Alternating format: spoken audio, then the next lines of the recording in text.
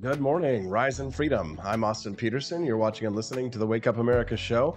At wakeupamericashow.com, we have reason to be grateful and happy it is Friday. It doth be Friday. Hope you're in a good mood today. If you're not, guess what? We're going to get you there. Thanks so much for tuning in. If you're a regular, you should know what to do already, which is what, right? Hit that like button so that we can help us get out in more people's feeds this morning. If it's the first time that you're tuning into the show today and after a couple of minutes, you watch the show, you're like, hey, this is good content. I'd like to get a little bit more of this.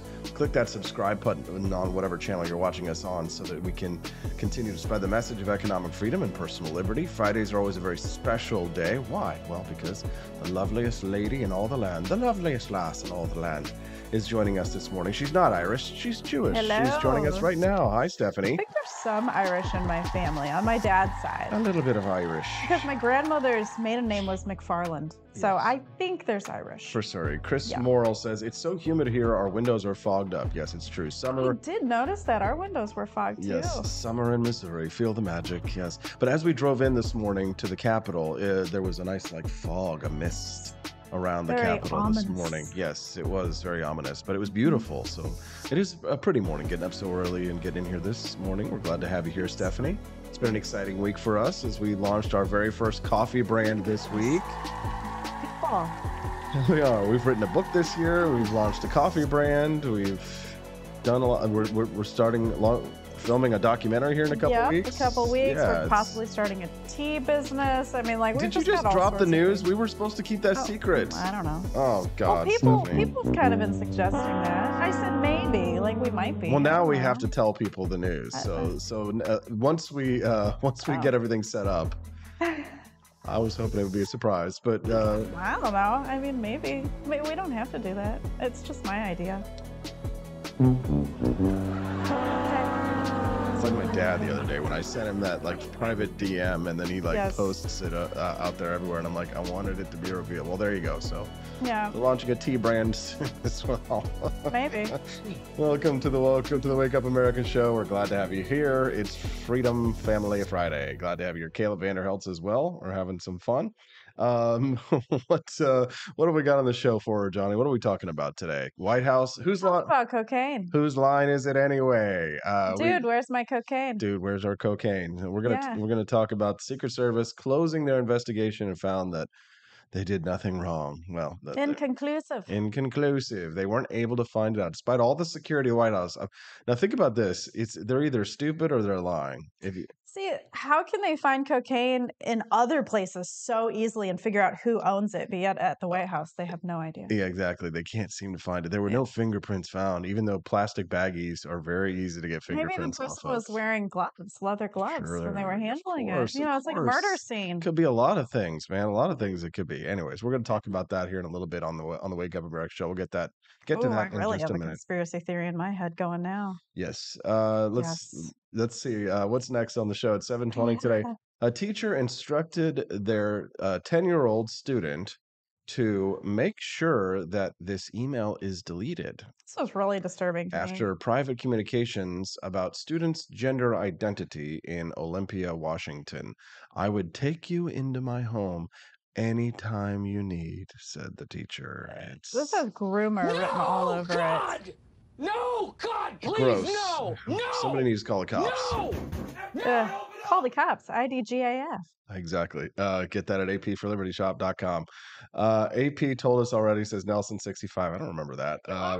Seriously been teasing about a tea company. No, I don't think so. Steffi's taking care We're of not it. going to fight about this right Yeah, now. everybody. Let's fight about this later. Okay. So at 7:35 today, Costco, your favorite store, Yes. places their Star of Death on Bud Light beer, which is what we'll explain to people. I had no idea what the Star of Death was, and Yeah. I love Costco. Yes, unfortunately, there is no Costco in mid-Missouri, No. so we don't get to enjoy it. Not even in Columbia, which is pretty sad. So Yeah. Sam's Club is just, it's not the same. we like Sam's Club, but it's not the same.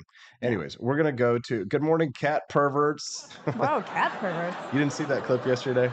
Oh. The you're cat talking pervert about cat. I something. played the clip of the guy who was mad because his next door neighbor, the cat would go over at his house, and Uh, the guy was accusing him of feeding his cat. Oh, So okay. that Yeah, I didn't see that one, but I heard something about cat perverts. cat perverts. We'll get to. Yes. We'll talk about that later. Okay. Anyways, Bud Light has the Star of Death, which we'll explain at 7:30 when we talk about it. What is The the Death star?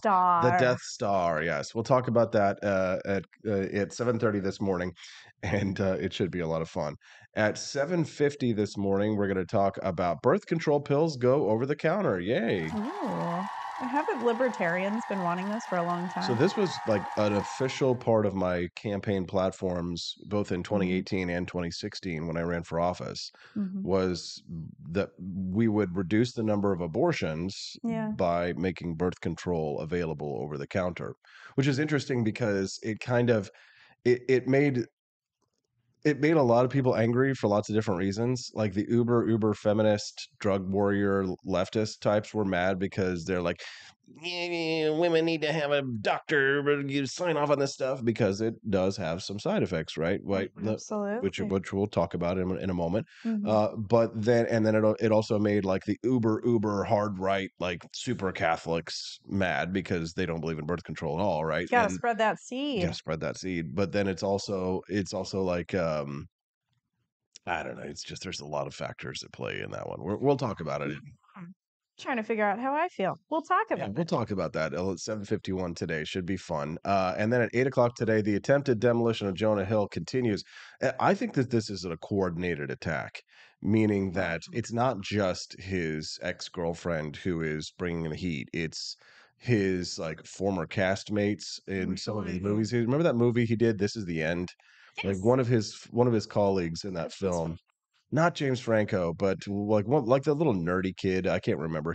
Oh, He came out and is like Jonah Hill's an asshole and I hate him and all this stuff. And I'm just kind of like, this looks like they're trying to shut him down like permanently. They're trying to get him out of Hollywood, trying to scare him off, or you know, sucks. That's because he lost weight. I think that's what it well, is. that's probably part of it, right? Because now he's fat phobic because he lost weight, and they don't like what he said to his ex-girlfriend. They think he's not a feminist. He's not an ally because he has boundaries, which we're going to talk about.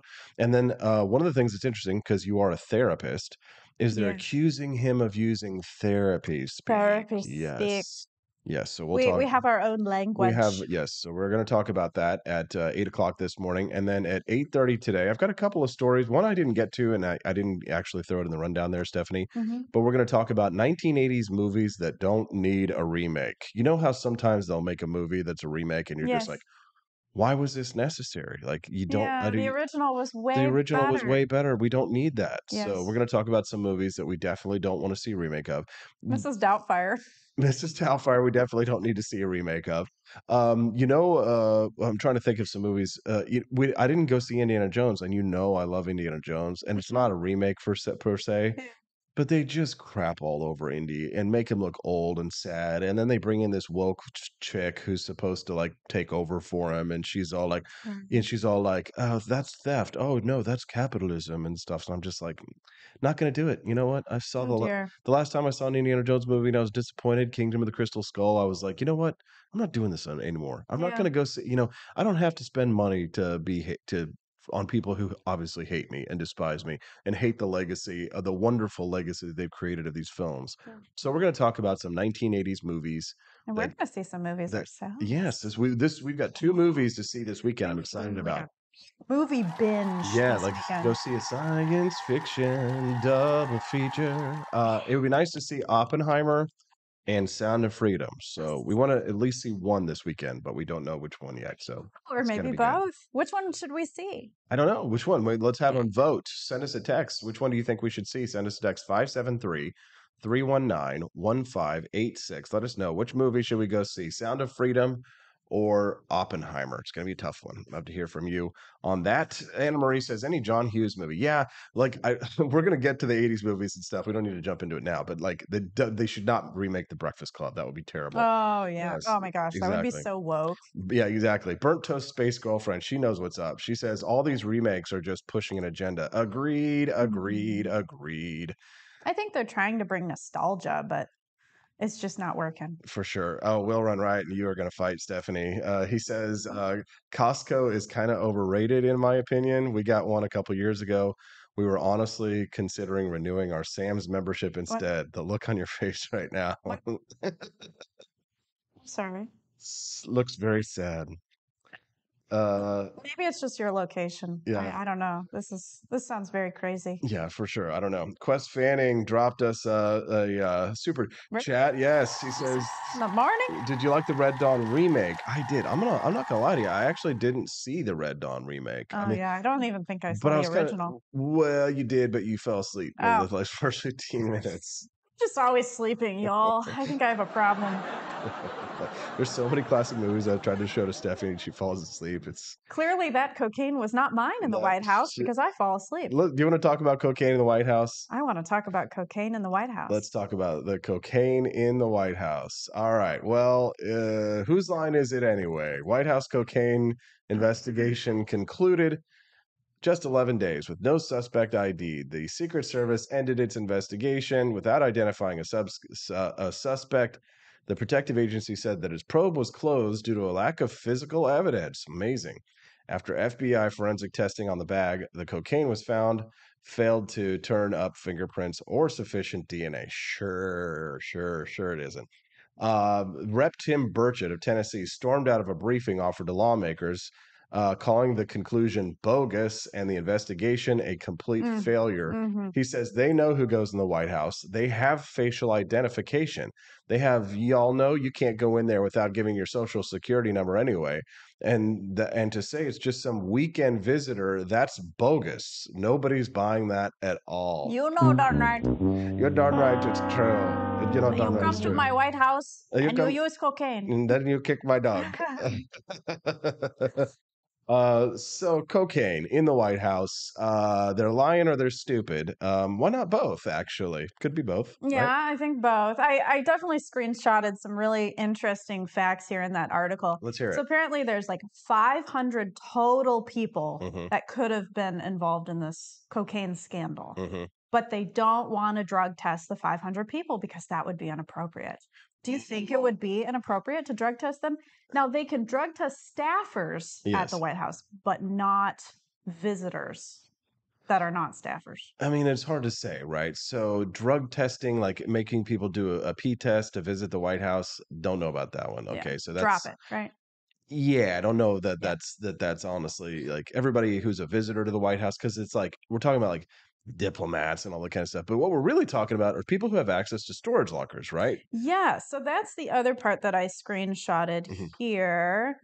Let's go. There's 182 lockers. And so the cocaine was found in one of the 182 lockers with the key missing. So, what are the keys in the lockers? I don't know. I guess you take the key when you lock your stuff up, right? Right. So wouldn't the DNA of the person maybe be on that locker Absolutely. inside of the locker? Stephanie, you're asking all the right When questions you're here. touching Yeah. things. Yeah. So, anyways, so it was found in this locker, but there's no cameras in that area. So apparently, there's no cameras on these lockers. Sure, there's no cameras on there. Now, there Yeah. may be some secure areas where they don't have cameras because they're, Mhm. they're doing secret stuff, right? But, Yeah. we're talking about storage lockers where people who ostensibly work there, because here's the thing. I mean, they probably have for like diplomats or people like that, they probably have storage lockers for people like that who are coming in, right? Mhm. So, best case scenario for the White House is that it was some diplomat or, the diplomat to where do they have a lot of snow? Sweden, Switzerland, Norway, They right? brought snow with them in a bag.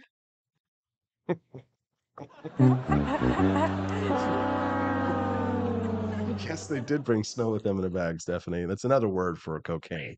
You can tell how innocent my wife is. She has no clue, right? No clue. So you've never had anybody ever ask you to go skiing? No, I mean, I've been skiing 2 times in my life. One time outside of a synagogue when I was a child on plastic skis. Right. So you've never had anybody ask you to go skiing except for Yeah. And for your 40th birthday, we went skiing with your family. no, we did. Dad. No, we did not. No, we did not. Concur. Yeah. No. So, anyways, so they call it snow, they call it powder, right? They call it ice. Yeah. So So if it's you funny that I made up that joke without right, realizing so it. if you Okay. if you ask somebody if they want to go skiing, then you're asking them if they want to do blow, right? So Okay, I've heard it's Blow. yeah. There's a movie called Blow. Yes, With yes. Johnny Depp. Another one, right? Yeah. So Yeah. Chris Morrell says she really is adorable. Yes, she is. Thank you. She's not everyone have you ever heard the term booger sugar? No. Booger, because you put it in your nose and it Yeah. gets on your boogers. Yes, Yeah. it does. It does get on your boogers. Like blowing your nose, like all the stuff, the sugar comes out or whatever. I wouldn't know. The White House cocaine investigation concluded after 11 days. No suspect was ID'd. The White House called the New York Post irresponsible for asking about cocaine ties to Biden's family. Bookies, you know what a bookie is? Your drug dealer? No. Oh, I don't know. These terms, this is not therapy speak. We do not talk this in therapy. Stephanie has lived a very sheltered life. Just so you know, I lived in New York and DC, so I know these terms, right? Bookie is somebody who like runs the books for a gambling operation. Okay. So they like take bets. Okay. Studio 314, John Burroughs dropped a super chat, says booger sugar. Give me money because I'm just so innocent. He just because it's so funny. Nose candy is another term for it, right? Chris Morrell says, how does she hang with this crowd and maintain this level of innocence? That's a good question. Okay, how do I hang with this crowd? I just kind of like close my mouth. Like I just don't say anything. I'm just like, okay, cool guys, do whatever. Yeah. Anyways, Yeah. bookies are betting that Hunter Biden is the culprit behind the White House cocaine. Here's the thing. That's no, my no. guess. No. No. Okay. Joe Biden has an alibi. What do you mean? He was at Camp David 2 days. No. Hunter earlier. Biden has an alibi. So was he. Hunter Biden was at Camp David as well. Right, but here's the thing. They both were there. But he's been at the White House. So I mean, there's no reason why it's, the Hunter Biden couldn't have just left it in the storage locker another time that he was there. The thing is, they say they don't know how long the cocaine was in the locker. Exactly. So could have gotten in the locker before Camp David. Exactly. So White House alibi, silly. Exactly. So the Hunter Biden is, to me, is the most likely suspect. He just Kayla Vanderfeld says he's not addicted to cocaine. He just enjoys the way it smells. Very funny. You want to hit the slopes? That's another one. That's another term that if you're Now we're going skiing again, you guys. Yes, you are. We're going skiing sometime. But if somebody asks you if you want to hit the slopes, it might mean if you're in Colorado at a ski resort, then that might mean that yes. But if somebody's hanging out with you on the mean streets of New York City, or somebody goes, you want to hit the slopes, and there's no slopes anywhere nearby, then what they mean is, do you want to go and get cocaine? Okay. For sure. All right. I've seen drug deals go down. I've seen people buy and sell cocaine and all that kind of stuff. It's really interesting, the process of like drug deals and how they go down. Because a buddy of mine bought a bag of cocaine in New York City, and the way that they did the handoff was they both smoked cigarettes. So they would go and they would meet on a street corner and they would just hang out and chat like they were just like, meeting up just to chat. And the one would offer the other a cigarette, and then he would give him his box of cigarettes, and inside the box of cigarettes was the cocaine. And then he would then say thank you, and he would put that box of cigarettes in his pocket, and then they would smoke a cigarette, and then when he was done, he would give him back a box of cigarettes. Yeah. But the box of cigarettes that he handed back to him was not the same box, and it had the money in it. And that's how they do their deals. Why? When I used to live, I used to live in Michigan, in the suburbs of Detroit, and I used to see some locals drug dealing. They were very wealthy drug dealers, and they would meet in a grocery store parking lot in their cars. And so you'd see them pull up next to each other, and they would do the exchange out the window and drive off. Yeah. So that's how I've seen it. Right. So see, I've got some experience, y'all, living in the burbs. Yeah. In New York, when you wanted to buy weed, you would have to go, and back when it was still legal, you would have to go and get in the drug dealer's car, and then the dealer would take you around the block. At least that's how it operated, when I was there for a time. There were some delivery services that would that would go to your actual front door, and like Mhm. that was when that was like a luxurious. I That's remember, scary too that they know where you live. yeah, I don't know if well, that's a good idea. that's a good point there. Yeah. I will never forget one of the most surreal experiences that I ever had was the first time I lived in New York when I was like dirt poor and like struggling. This was like 2004 or 5. I got somehow I got I met this guy who was like attached to the USO, which is like the organization that goes around the country and the world doing like performances for. No, it's they're attached to the military, and they do performances for like the military around the world. Oh, okay. It's United Service Organization or something like that. Okay. And they go around and they do songs and dances and stuff, right? This. So I met this guy in a show, and he was attached to the USO, and he had a lot of friends that were in the entertainment business, right? And I'm trying to get in the entertainment business, so I'm trying to make connections. Mhm. And he invites me to a party. It was one of the wildest nights of my life. Might have told you this story, I think I but I remember. actually got invited to Times Square on New Year's Eve, and I remember that I couldn't get anywhere close to the center, which is where all the fun stuff is, where all the celebrities and stuff are. So this is like 2005, before I was actually famous.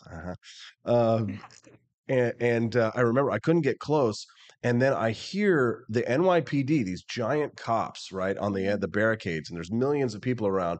And I go here. I hear him going, "Is Austin Peterson here? Anybody? Austin Peterson?" I'm just my heart just is like racing because I'm like my early 20s. I'm young and naive and optimistic and stuff like that. And I'm here, I'm here. And they're like, "You got to get over. You got to make your way over here. You got to make your way over here." So I go and I kind of like crowd surf a little bit to get over there. It's like a movie.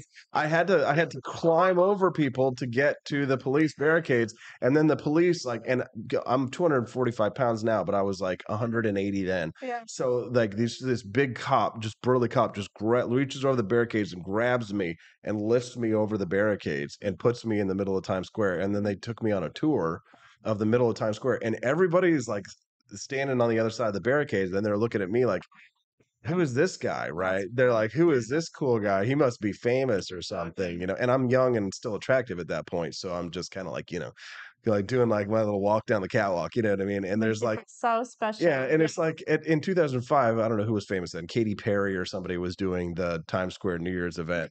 So we party our asses off there in the middle of Times Square on New Year's Eve. So the ball drops. It's one of the greatest nights of my life. And then I get invited to the after party, which is put on by the executive producer for many of Jim Carrey's films. Mm. And so I'm like, hell yeah. And it's at the Four Seasons in Manhattan. And at the Four Seasons in Manhattan, there's a penthouse suite Uh-huh. where I think it's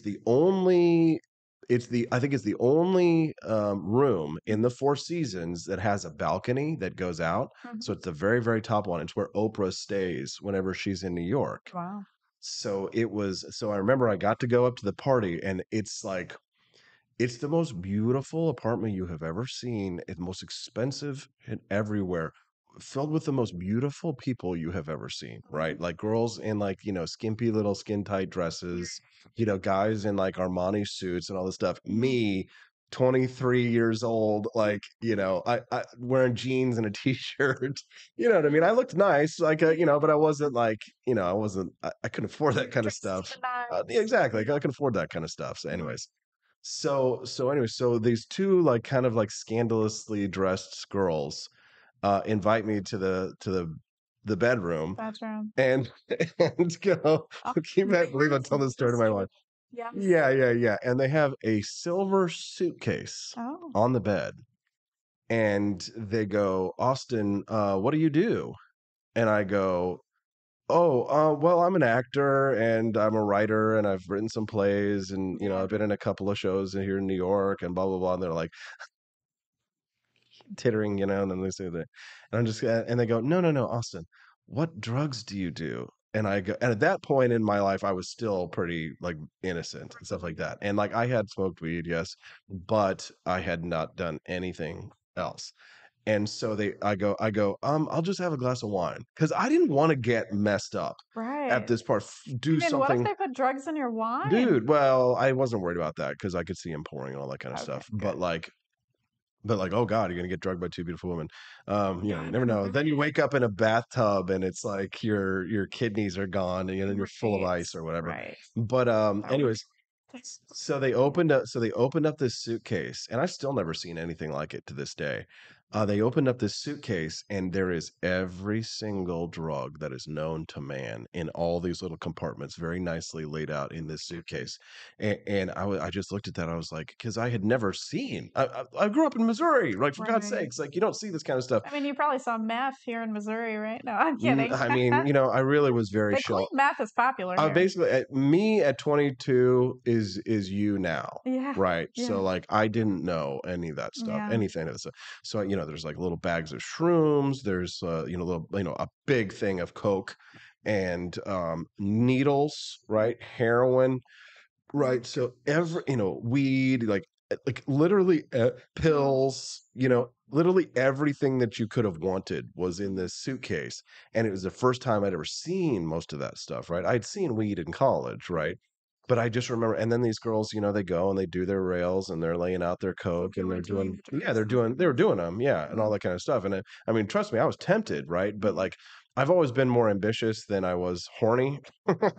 So I was like, I think I'm just gonna play it cool tonight. And Yeah. I got to hang out with the executive producer for a little while. I wished I had my headshot with me, but I didn't that night. But it doesn't matter. Like it didn't matter. Like you weren't gonna get a like acting job from something like that. So I just tried to play it cool, make friends, network a little bit.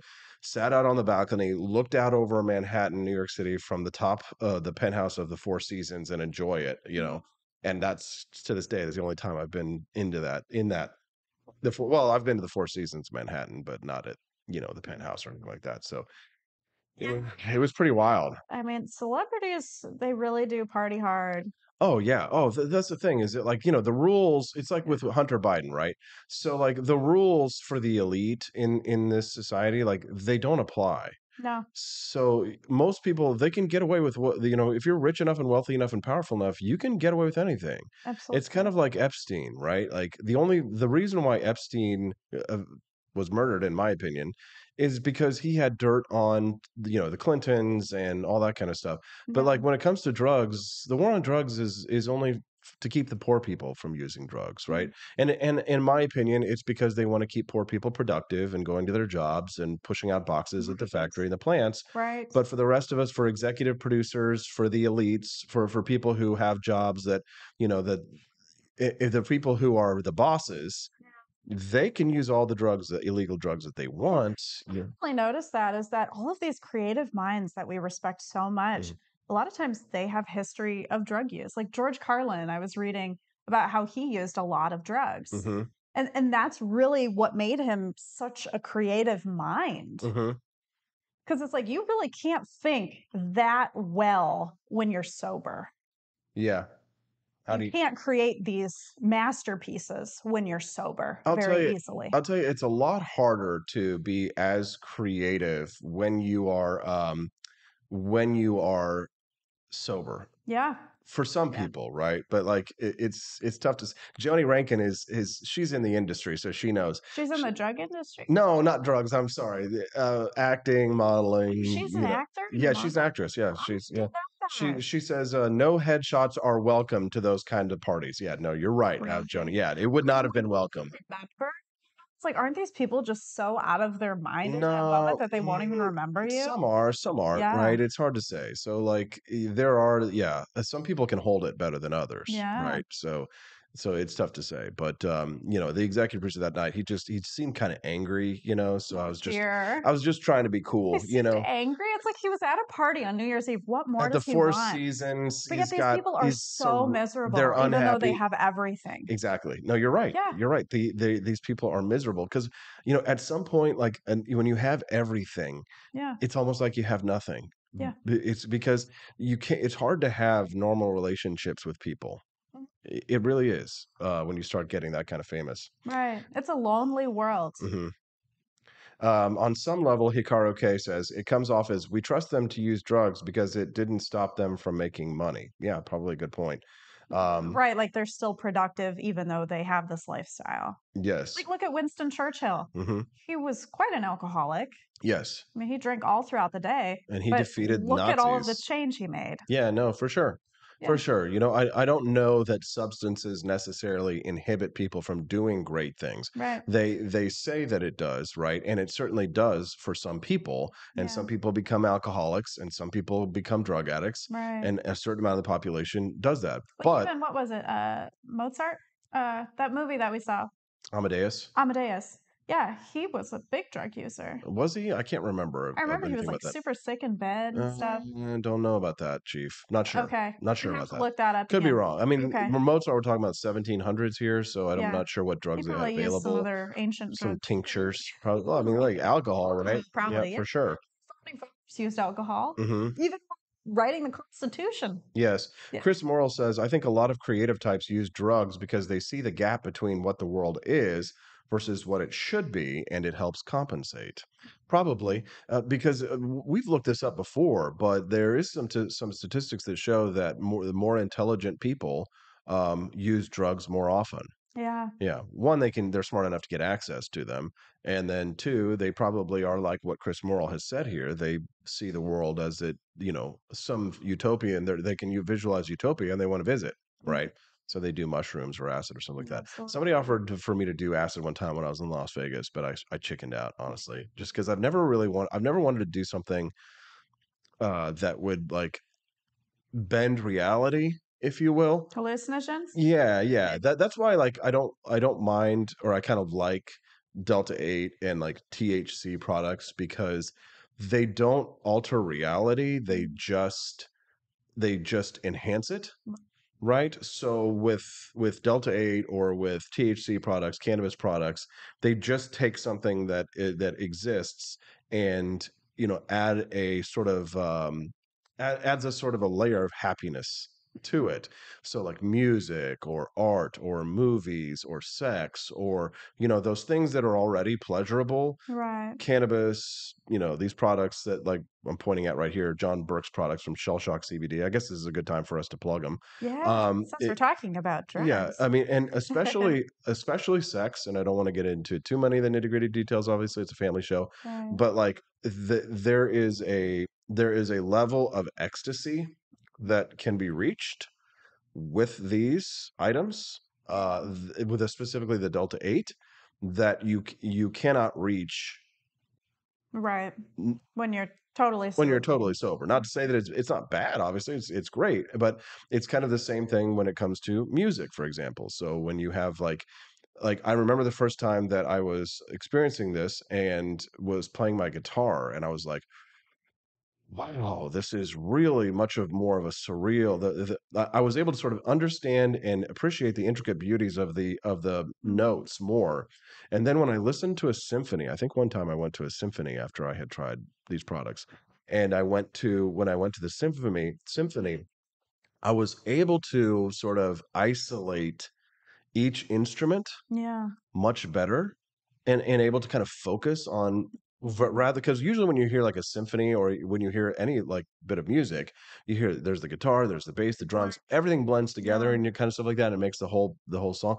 But I was kind of like, oh wow, there's the oboe, and here's the timpani, and there's the bass and the viola. So it kind of helped me to appreciate music more in a different way. And we've already talked about this, how Yeah. there are certain like complete styles of music that I never liked until I had tried these reggae, jazz, electronic, Yeah. R&B, hip hop, things like that, because they're made for people who are experiencing these things at concerts.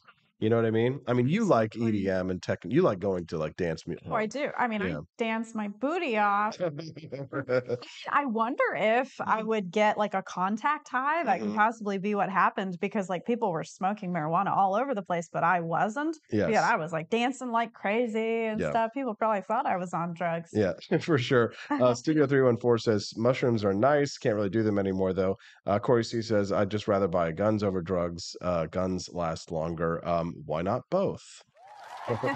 Check out our friend John Burke's website, shellshockcbd.com. You'll get 10% off if you use our code AP4Liberty. That's AP, the number 4, AP for Liberty. Get that 10% discount off. Use Shell Shock CBD at that's AP for Liberty. That's AP the number 4 AP for Liberty, and we'll be glad to hook you up. And if you don't like the products, they got a money back guarantee. Okay.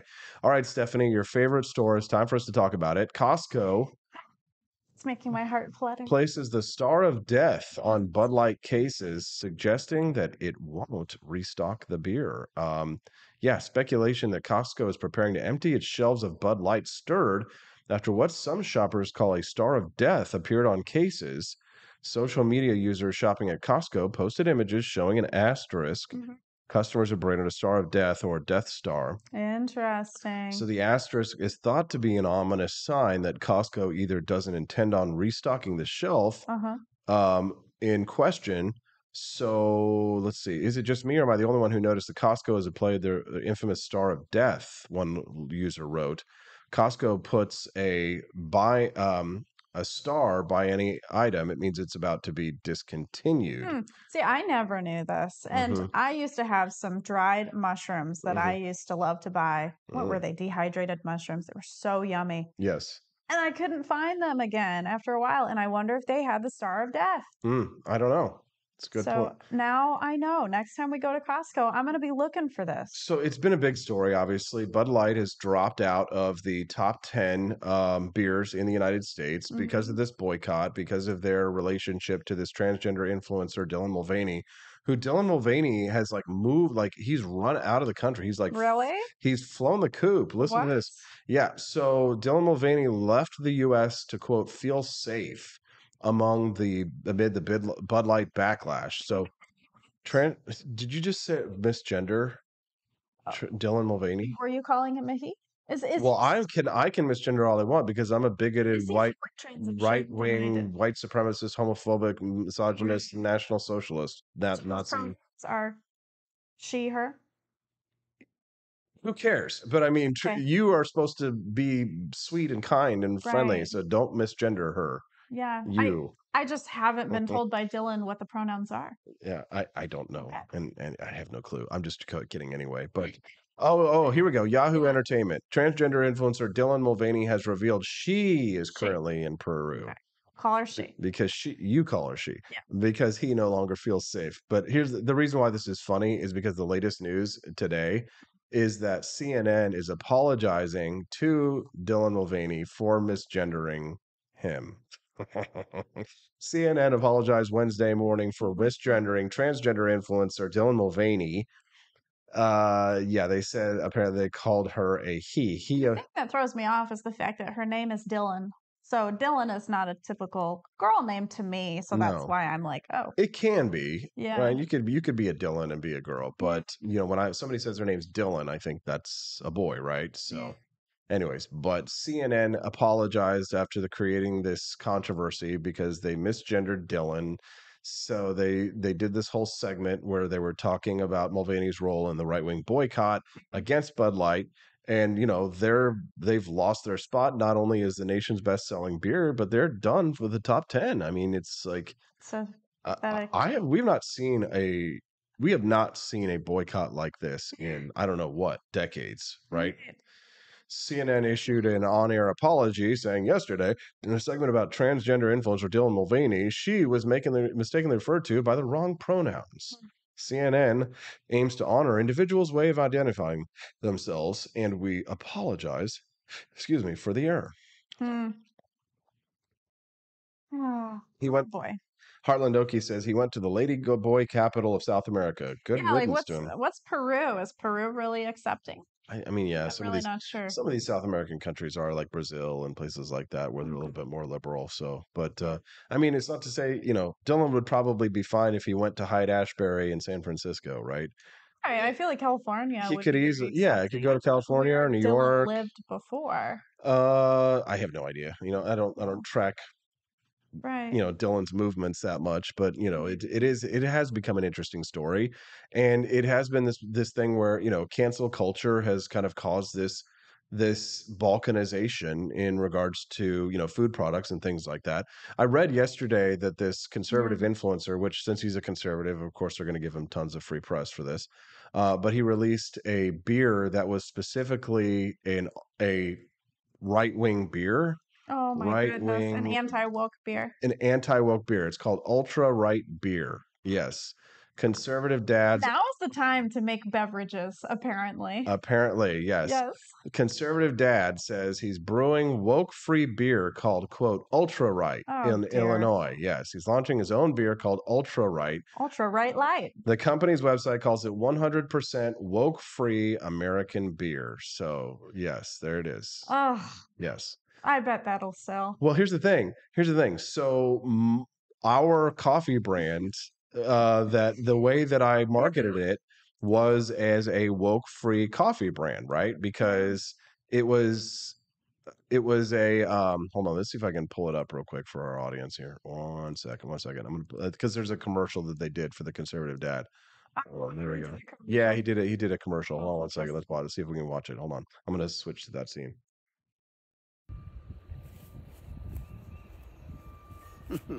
Oh no, this is Grandpa's feeling a little frisky today. This is Kid Rock.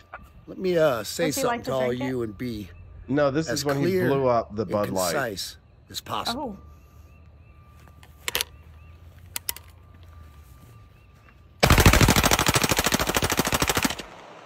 So that was him. That was Kid Rock shooting up the Bud Light, right? Oh my goodness. There is nothing that makes people more aggressive and angry than beverages. Yeah, people get really heavily invested in that. Yeah. They do. Well, and go ahead, continue. We had this post about our Liberal Tears mug this morning, and somebody is literally like, well, you're an idiot. Liberal Tears is from 2016. What? Yes. People are getting so wait. So it's a right wing person attacking us over it. Why? Because it's just an older meme. I'm going. It's an older meme, sir, but it checks out. Here, okay, I need to look at what this person said. While you do that, I'm going to pull up our commercial from yesterday. Hold on to that. Here we go. This is our commercial from yesterday that we did, and I think, this marketing works. Like your morning Joe might be leaning a bit too red? Is your coffee more woke than working to wake you up? Then it's time to revolutionize your coffee routine with Founding Flavors Coffee. Why not fiddle around with a cup of Jeffersonian Java? It's so self-evidently smooth and full-bodied that your procrastination will end and you'll be penning your Declaration of Independence from sleepiness. Or cross the Delaware of drowsiness with Washington's Revolutionary Roast. It's a battle cry against big coffee and their left-wing agenda. And when it comes to the jolt you need, put down the woke latte and grab Franklin's Electric Elixir. It's an enlightenment in every cup. Founding Flavors Coffee. We're grounded in principle, not political correctness. Get your bag at AP for Liberty Shop today. Certified woke free, it says there on that one. What did you think? Like a little sticker. What did you think of the commercial? Yeah. Only woke free, certified. Joni Rankin dropped us a super chat right there, and she said, hit the like button. Thank you, Joni. Yeah. Thank you, Joni. We appreciate you very much. Yeah, we do have to remind people sometimes. Don't forget, if you're watching us on Rumble or on YouTube or any of our other channels, click that like button. We'd be really grateful to have you here. You can send us a text at 573-319-1586. I guess we should ask our listeners, have they bought a bag of our coffee yet? Because people have. Starting today is when the first batches of coffee start arriving. So, yeah. So I'm really curious to see what everybody thinks about it when they get the first bag of. Take pictures. Yes. What do you think? Tweet it. Yep. Tweet the pictures at us of you drinking the coffee with you holding up the bags and stuff like that, please, because we really need that for marketing. We're really excited because today we're going to meet with our state representative here in Jefferson City. We're going to talk to him about getting ourselves into stores and things like that. We really want to get aggressive and move into coffee and tea and start selling these products because we really want to build a legacy of for freedom. Absolutely. It's what we believe in. I was just at the grocery store yesterday and I was looking at all of the packaging of all of the coffee and it's so boring. I know. There's nothing that's eye-catching, nothing that's really meaningful. And so our brand is very eye-catching. Yeah, for sure. But Bayless Frogs over on Rumble says, there's no denying Austin's commercials are awesome. Thank you, yes. Sir. Thank you, sir. appreciate his abilities. I mean, you all don't realize how hard it is to make videos. Exactly. Not TikTok videos. Like, these are real produced videos. Yeah, it does take me a long time to make them for sure. Yes. Kermode Bear says, yeah, it is expensive. First run was small. They don't have economy of scale yet, but I didn't care. I want the anti-woke products to succeed. Yeah, for sure. Well, and when we sell more of our coffee, we'll be able to lower prices. Absolutely. So for now, because when we sell them a bag at a time, they are going to be a little more expensive. However, you do get a discount if you buy more than one bag. Right. So on apforlibertyshop.com, if you buy 2, 3, 4 bags, your discount adds up.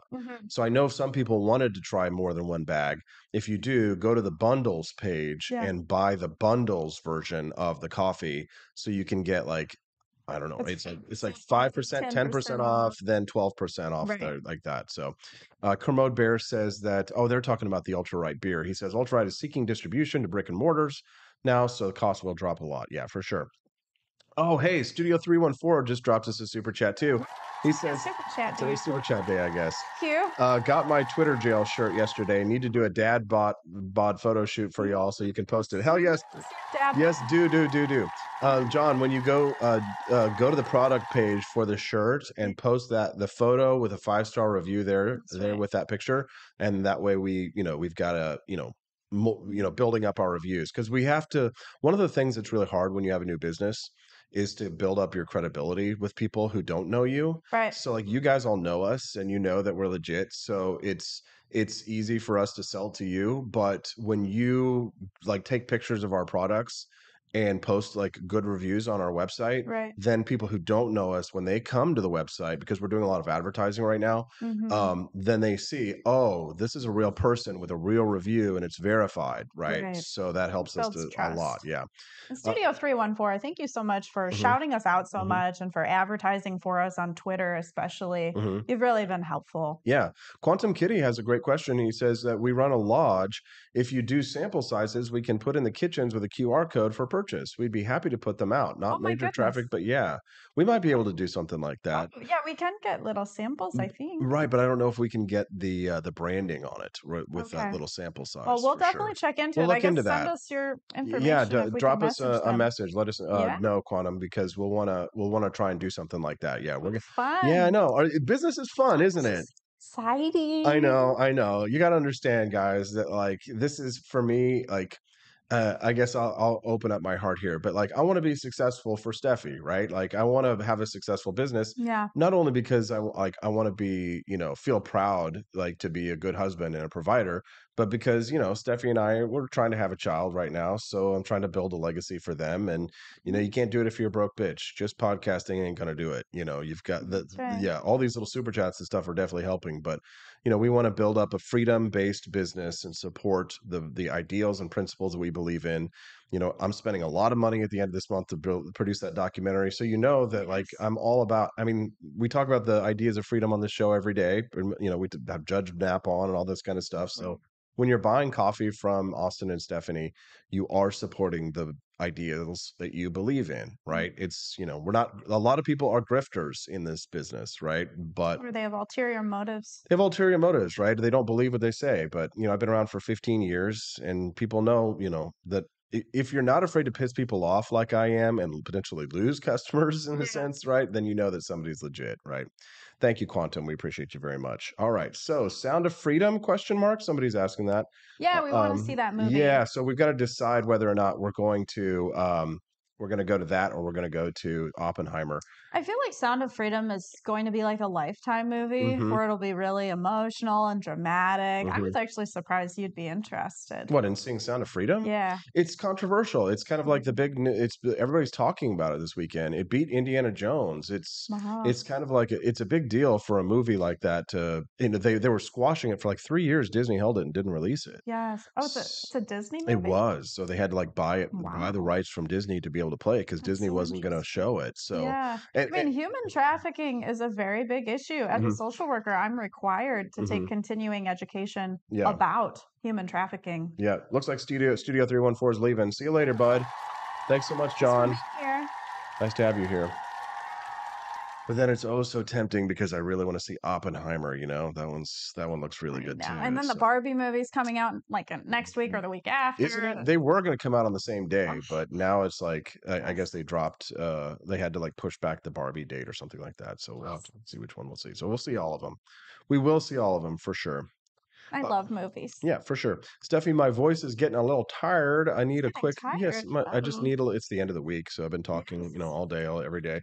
And then I was doing voiceovers for the cartoon, the children's cartoon that I'm voicing. So some of you might have heard that I'm voicing this cartoon series called Jonathan Gullible series. And it's basically a bunch of like economic parables for kids where it's like the story of like this young, like adventurous guy, and he goes and he gets into trouble and he learns all these lessons about the economy. And he's so, like, oh, I have to pay taxes. No. Yeah, exactly. Yes. So we will be releasing that apparently next year. So I'm recording the voiceovers for all of the Jonathan Gullible series. We've already done, apparently the first episode's almost complete. So I just did the episode, the second episode, and there's a lot of like screaming and like jumping and running around. Because he's very active and young and like adventurous, right? Yeah, you were saying you were doing karate in the studio in order to like get my heart rate up and to like be like sound like I'm out of breath when I'm like running away from like jungle animals and things like that. Then I had to like get my blood up. So anyways, that's why my voice is kind of shot. So here's what we're gonna do. We're gonna take a brief little break. Now's a good time to go to the bathroom. Get yourself some coffee, some Founding Flavors if yours has arrived yet. And I think none of them arrived yet, but today, first day that they're going to be arriving. So get yourself some coffee, go to the bathroom, have a little pee break, maybe grab a little bowl of oatmeal, something like that, something healthy, get you started for the day. We'll be back in 5 minutes. Talk about birth control going over the counter on the Wake Up America Show at wakeupAmericaShow.com. Donald Trump and I approve this message. Believe me, Austin Peterson is the best. He's got the greatest Wake Up America show I've ever seen. Whenever I tune in the mornings and watch the live stream, let me tell you, he has got the absolute best content. I love his guests. It's just a total blast to watch, and I highly endorse and recommend the Wake Up America show. It's terrific, believe me. Hello, my name is Kelvin. Welcome to Frenchy Bush. This is my Didi's website, and I've decided to speak to you with my real voice for the first time ever to tell you about how cool Frenchy Bush is. But I've decided that this is the perfect opportunity to share with you. Frenchy Bush is a good website. You should follow us on socials. If you like Frenchies or any kind of bulldogs, me and my new brother George are going to try to make your life more fun. Hello, I'm George. My neck isn't really thick yet, but it will be. We are so glad you're here. Please ignore my floating eyeball. It helps me spot predators who might be approaching from the sides. Didi made Frenchy bullshit to review things that he uses on me and my brother to tell you if it's good or bullshit. Take this collar, for example. Didi really likes it. Didi said it's really handy because us Frenchies got thick necks. Need something really tough. People think Frenchies are little, but if you look at us from below, you can see we are really pretty buff. Beefcake. Yes. Look at my creamy thighs and chest. Yes. You like that? Big brother, please focus. Frenchy Bullshit. Please follow us for more great content and read the Frenchy Bullshit blog for more fun and cool stuff.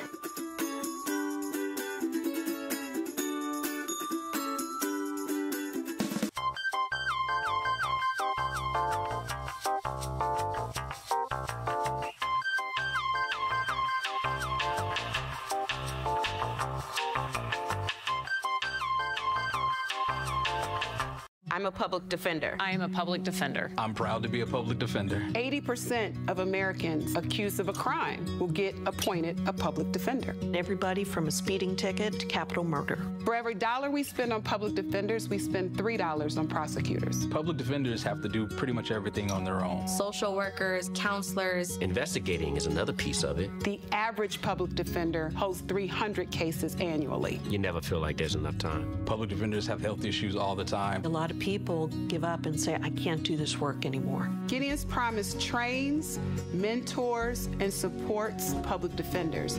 There are a lot of people who say that they would not still be public defenders, but for Gideon's Promise. It's fueled me to continue on in this fight. Gideon's Promise has changed the face of public defense. People see us as troublemakers. Good trouble only. We don't make it easy. It should not be easy to take away someone's liberty.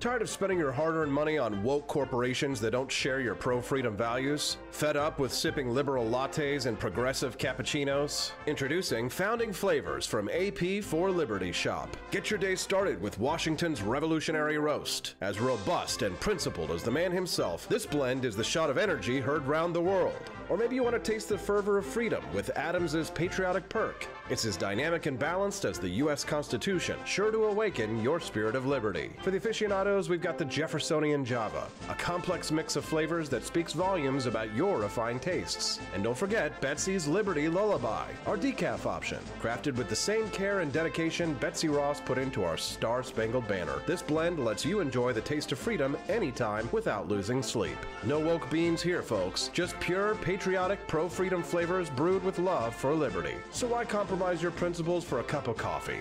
Stand up for your values, perk up your patriotism, and start your day the American way. Get your Founding Flavors at apforlibertyshop.com.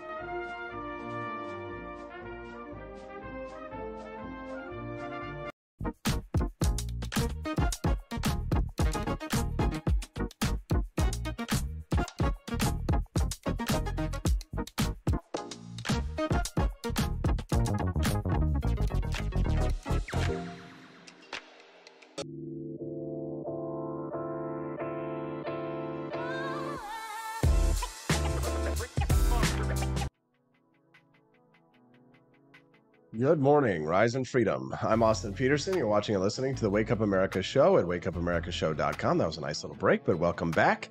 If you're enjoying the content this morning, make sure you click like and subscribe to the channel. See that sweet little subscribe button flying in down there at the bottom screen?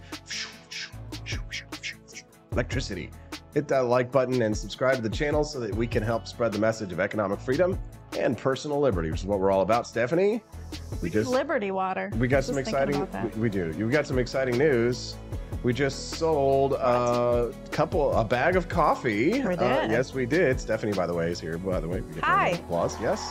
What kind of coffee? Franklin's is it? Electric Elixir. Oh. And here's the thing: they bought the K-cup, the reusable K-cup coffee filters. Yes. That is so genius. I was smart to put that in there, wasn't I? Yes. Yeah. I mean, I feel like we need to start using that too. Maybe. Yeah. So for those of you who don't know, like most people these days are using K-cups, right? They're using the Keurig coffee cups. Mm-hmm. So we don't have our coffee in Keurig form, right? But a lot of people use that. We have a Keurig and a pot, but we have these reusable filters that you can put our coffee in, so you can enjoy our coffee in your K-cup filter. So, the best of all worlds. Yes, and I don't like to say the name of people who purchase from us because I think it's good to keep transparent. You know, not to be confidentiality. We always keep people's information private, but it is a friend of ours and a friend of the show's, I will say. And so thank you. Yeah, we appreciate. If you're watching. Yes, I think she is watching. So thank you. We know this person. Wink, yes, wink. We appreciate you very much. Yeah. So I hope don't you know enjoy it. I'll tell you. You'll see a little bit later. We'll show you because we got to get that order in, and make sure you get your orders in today. I know it's payday for a lot of people, so get yourself a bag of coffee. And if you buy more than one bag, remember, go to the bundle page so that you can save money. So it should be good. All right, here we go. All right, now let's talk about birth control. Oh, before we get to the birth control thing real quick, can we talk about people getting paid to be on Twitter real quick? Did you see this? Well, you got paid. Yeah, $69.69. Nice. Maybe I paid you. Yes. We paid each other. Yes, exactly. We both did. Anyway, so I saw initially it was Tim Pool. So we saw Tim Pool posted that he got like $5,000 from Twitter. So right. So he started the train. He started the train. Okay. He posted how much money he made from Twitter, said, thanks, Elon, blah, blah, blah. Everybody started talking about it. And so I saw that then somebody else posted, Elijah Schaefer posted that he made money too. He? Yeah. Okay. Oh, and then Sal the Algorithm? Sal the Agorist. What is that even? Sally Mayweather. Sal Agorist. Yeah. Sally Mayweather. He got like $3,000 or something like that. Yeah, he got good money. Yes. So everybody's posting all their paychecks. Yeah, and then our friend Josie, to the redheaded libertarian girl, she says, I'm not going to post how much money I made from Twitter. Yes, I am going to get paid, but... Right, but she's not going to post publicly how much she made, right? Which I respect. Like I said to you yesterday, I was like, back in the day, it was so taboo to tell people what your salary is. Right. Or what and nowadays, people are just like flaunting it out there. Oh, look what I made. Like, what do you want us to say? Do you want us to clap for you? Exactly. Do you want us to pay your income taxes? Like what? Which is why, when you watch the Wake Up America show, just like Stephanie spilling the tea earlier, like, more metaphorically speaking. Watch my mouth. We need a bar of soap. So I sometimes will reveal things on the show that people who watch my social media don't know, which is why you get the benefit when you watch the show. You get to hear the news. So those of you who saw yesterday, I posted that I made $6,969. Yeah.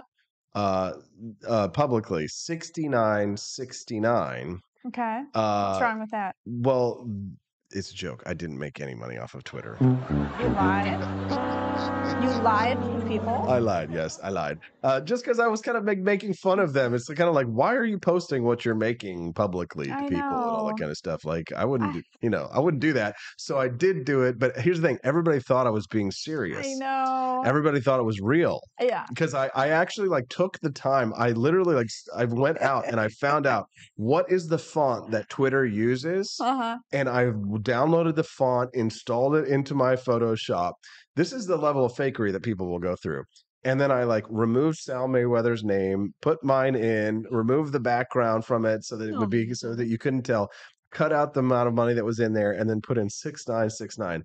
Here's the thing. I started getting angry direct messages from people, not at me, but they were mad because they hadn't been getting paid. They're like, I do all this stuff for Twitter. I make all these posts and get all this traffic and I didn't get anything and stuff like that. They're like, how did you get paid? How did you do this, Austin? Blah, blah, blah. I got my DMs are just full of people angry. And then somebody was like, you should be taking Steffi out to dinner. And so then you posted a photo of us eating food at home, our mozzarella and our tomatoes. Yes. Well, it was so funny too, because somebody after posted on that, they were like, I expect you to take Stephanie to a dinner, you better take Stephanie out to dinner. And we just happened to be eating, we had just gotten done working out. Right. And so we're sweaty and we look, our absolute worst. I've got bags under my eyes and stuff like that. And I'm wearing a Harvard shirt. Yeah. And very Zuckerberg. Yeah. And so, and then I go and I'm like, I've got this big plastic mixing bowl full of salad that I'm eating. And he goes, I want to see a picture of you taking Steffi to a nice dinner. And so I just took the picture of us looking, very, and so it was just perfect because they're like, oh no, you mean a nice dinner. Okay. So it was a nice dinner. Any dinner that we spent together is nice. Oh, absolutely. Our dinners at home are better than the dinners out. Honestly. Oh yeah. Yeah. We're at the point now where we really only eat out maybe twice a week. Right. So it's nice. Weekends, we like to treat ourselves sometimes. Exactly. Like tonight, maybe we'll go out to dinner. Okay. Yeah. Where do you want to? A movie. Dinner and a movie. Where do you want to go tonight? Romantic. Ooh. Somewhere very different. Yes, we will think. I always like new things. Ooh, the Japanese place. We haven't been there in a minute. Yeah, but it has been a while since we've been to the Japanese place. We'll go there tonight. Yes, there we go. We figured it out. Japanese hibachi. We make decisions quickly. Yes, we do. So the money. I mean, I don't make money, but it is tempting. I was like, should I start to pay for a subscription so that I maybe can monetize? Yes. But then when I read about the rules to monetize, you have to have, 5 million You have to have 5 million impressions a month for 3 months in a row. Right. So it's like, I don't have that. Yeah, I don't think I'm even not I have cool that. enough. No, I don't even think I have Yeah. that, to be honest. I think that's that might be why I didn't get paid. But I can pull up my analytics right now and So see. I'm not subscribing until I know that I'm going to make money from this. Well, so my tweet impressions of the last 28 days were 4.8 million. Isn't that sad? You're almost there. I'm like so close, 4.8 million. But then it's like, I don't know what that is compared to like on a 3-month period. So my July summary for tweet impressions, 2.4 million. So it's like, I don't know. I don't think it's going to happen. But, and then I saw our buddies over on Rumble were saying that they made 5 cents on Rumble for videos, says Nelson65. That's funny. So in order for me to stream on Rumble, I have to pay them $10 a month. And so I think at the moment right now for my Rumble pay, I'm making, let's see, hold on, account overview. This month I've made $13. Yay! You profited, but then you have to pay taxes on the $13. Exactly. So at the moment right now, I'm earning enough money on Rumble to stream to Rumble for free. Yeah, people can send rants that are similar to super chats. Yeah. So you can get They can, absolutely. And we do actually have a couple of subscribers. Actually, we have 3 subscribers. Oh, that's cool. On Rumble. So that's $15 in revenue. So actually, you know what? We profit $5? No. So it cost us $10. We made $13 in video views. And then $15 of recurring revenue. So that means that we made 15, 16, 17, $30 18, minus 10. No, 18. So $18 total. Yay. Correct. Hooray. Well, actually, I like Rumble. I'll be honest. I kind of like it. I like how it works and things like that. But I know some people don't like Rumble. Some people love Rumble. So that's why we go everywhere. We try and do everything. We feel safe on there. We're not going to get kicked off. Exactly. All right. So you want to talk about birth control over the counter, Stephanie? It's kind of a big story. Yeah. Well, why don't you just go ahead and give me your thoughts on this? This is the FDA. The story is that the FDA has approved one type of birth control for over the counter. So you'll be able to buy O-pill today. They say that the benefits outweigh the risks. I tend to agree. The Wall Street Journal reported 1/3 of hormonal birth control users have missed a pill because they couldn't get their next supply on time.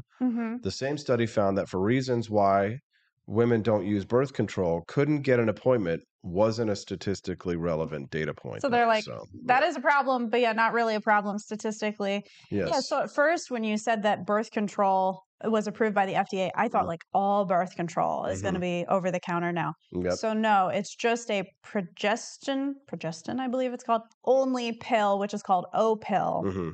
I've never heard of it before. I don't know if it's ever even been used through prescription. And so the side effects of O-pill include breast cancer, infertility, blood clots, vaginal bleeding, ovarian cysts, menstrual irregularity, depression, and more.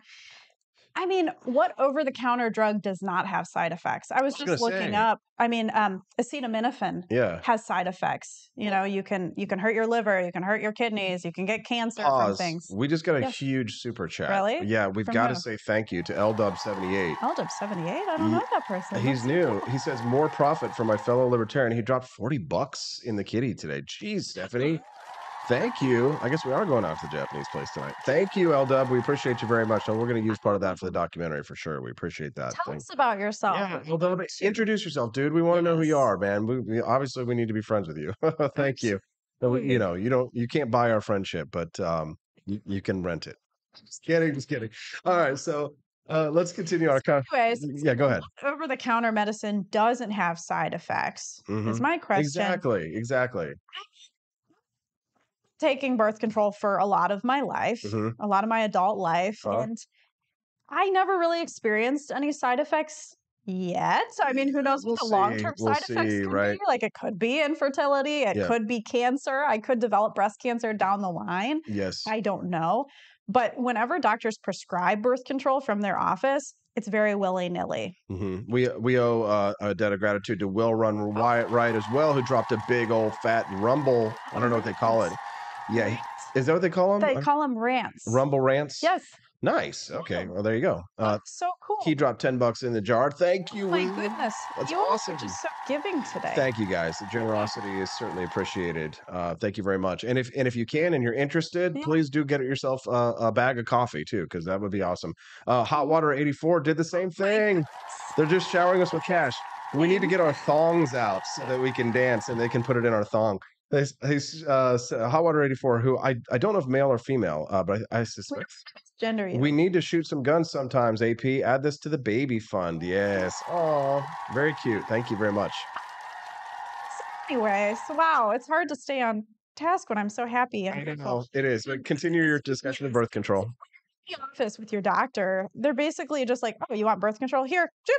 And they give you like samples right off the bat. And they're just like, "Yeah, take them." And you're just like, "Can you explain this more to me? Can you like help give me information about what I might notice after I'm taking it?" And they're just like, "It'll be fine. Don't worry." So it is scary to even be prescribed them. Yeah. The National Catholic Bioethics Center had something to say about it. What do you think that the National Catholic Bioethics Center had to say? They said, "Shame on you. Shame on you. You're going to go to hell for it, and you'll burn in hell for all time." No, they wrote a letter opposing the non-prescription drug, of course, saying that O-pill's failure rate is higher than other hormonal contraceptive methods and could result in increased unintended pregnancies and abortions. Yes. So here's the thing about this birth control. It's apparently 93% effective when used normally. So it's like there is a failure rate there. And you have to take it in a 3-hour window. Okay, a lot of women are so bad at scheduling their birth control, and they take it like at random times and they forget it for like days on end. And then they get pregnant and they're like, "Oh no, I got pregnant on birth control." Well, gee, I wonder why. It's because birth control is very finicky in terms of use. So people are still going to get pregnant. They're still going to have abortions, but I do believe that it's going to reduce the rate a little bit. I do too. I think that access to birth control over the counter is very likely to reduce the amount of abortions, which I think is a good thing, right? That really is the primary thing. And here's the thing. The problem is this. If it did reduce the number of abortions, do you think the National Catholic Bioethics Center would change their view on it? No, it probably depends on the church. I mean, because if it is reducing an evil, maybe, but probably not. They're still going to be their beliefs. Right. They're still going to be opposed to it, But so I think the abortion thing is just kind of like a little bit grasping at straws on this one, because if it does reduce abortions, which I think it will, and we'll find out after time, we've got to take some time to figure that out, then they're still going to be opposed to it because they're opposed to birth control, right? In general. So, and there's a lot of things that you have to be cautious about, just like any drug. Like you said, any drug is going to have a side effect. Absolutely. But, people need to be able to make these kinds of decisions for themselves. And this is something I was thinking about yesterday, and I haven't brought it up for some time. But to me, COVID should have been the big red flag for conservatives on the war on drugs, because I remember when they were going out and buying what was the horse dewormer? Ivermectin. Ivermectin. Yep. And the conservatives were trying to get it from their doctors, and their doctors were refusing to prescribe it. And whether or not ivermectin is effective in fighting COVID-19 or not, I don't know the answer to that, right? I suspect probably not. But I don't know, and I'm willing to change my mind on that because I'm agnostic on ivermectin, if you will. But conservatives who wanted to get it, which it was conservatives because the liberals, it became this partisan thing. It was so weird. Were asking their doctors for prescriptions, and their doctors wouldn't write it. And so listen, whether or not it works or not, if you wanted to gain access to ivermectin, you shouldn't have had to go down to the tractor store and buy sheep dewormer in order to use it. But here's the thing, but that is the consequence of the war on drugs, is the control of the supply of drugs, and big pharma does not want that to a large extent, right? But when it comes to over-the-counter medication like birth control pills, I'm definitely in favor of it. I wonder what our listeners think. Send us some texts, 573. Yeah, I mean, it's basically like the Plan B pill. Yes. Only just a monthly Andy, one that you take every single day. Andy Offerman is over there with the song that has been in my head since we started singing this, and you won't know it, but it's "Every sperm is sacred. Oh, every sperm is great. Is that what you sing in Sunday school? If a sperm, yes, if a sperm is wasted, God gets quite irate." Wow. Bailisk Frogs says that the whole doctors sit down with you and discuss birth control options to figure out what's best for you is an absolute myth. Is that a myth? It's a myth that they don't really sit down with you? I don't know. Prescribe it? No, I mean, every time I've been prescribed birth control, I have made a doctor's appointment. I remember, like, even during COVID, I had to go on, like, webcam with my doctor in order for her to prescribe it to me. They like to make money from you. So usually they're like, oh, we have to meet to talk about it. Right. The doctors want that meeting, right? We talk for like 4 minutes, and most of the minutes are just us talking about our personal lives and about each other and not about the birth control. Right. So that they can run up that bill. Exactly. Right. But my opinion on the whole like ivermectin thing again was that you should conservatives should have been able to get access to ivermectin if they wanted to, which they were able to go down and buy the horse version of it, but it's harder to kind of like get the right dosage, you know? So like that is drug control, right? That is the war on drugs, like the restriction of the availability of drugs that people want access to for their own good or ill. But then you were asking me yesterday, or maybe it was this morning, about my view on there should be control of some drugs.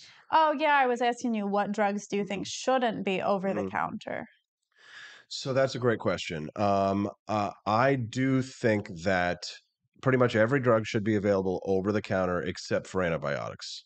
Okay. Antibiotics is the one like drug that its abuse actually impacts the entire community in a scientifically proven way. So it's like doing harm. It does harm when people overuse antibiotics because it creates drug-resistant strains of bacteria.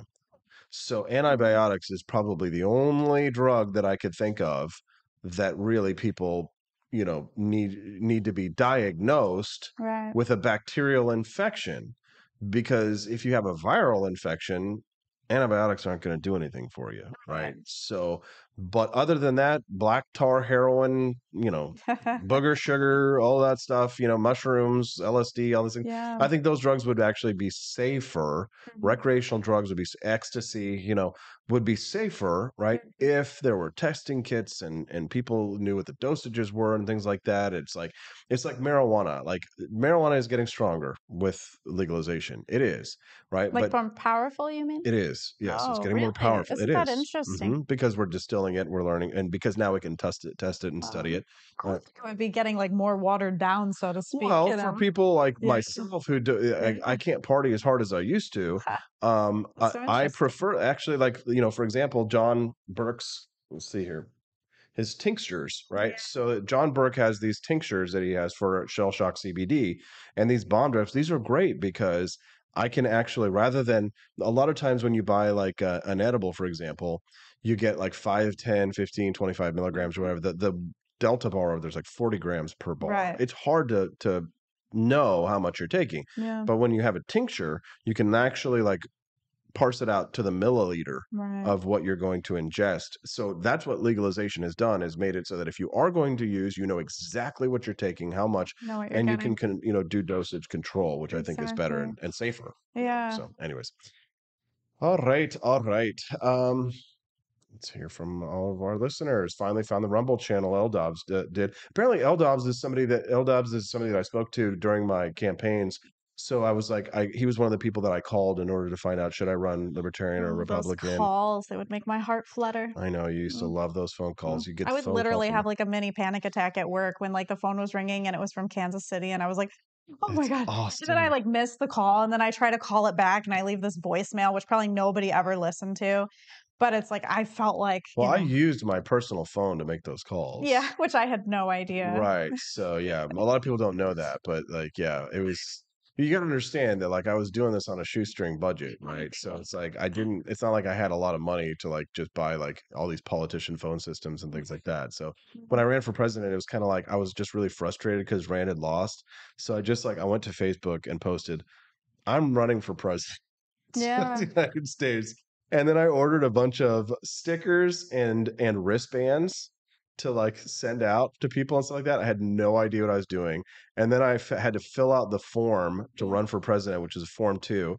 And I had no idea like about like filing for like fundraising and stuff. I just set up a website and started raising money. Started raising money and then ask for forgiveness after. Exactly. You have to do that sometimes on certain ways, right? So I filed what is called an FEC Form 2. And I apparently filed it wrong because I got a phone call from Nick Sarwark back in 2015. And he was like, congratulations on your announcement and welcome to the race. And of course, he hated my guts and didn't want me to run. And was a big Gary Johnson guy, right? But he's like, and then he like explained to me everything I did wrong and filling out my form because it's publicly available, public record. So, anyways, so I did it, filled out the form, ran for president of the United States. I remember I crossed the whole country. And I did it on a budget of $115,000. That's all I raised to run for president of the United States.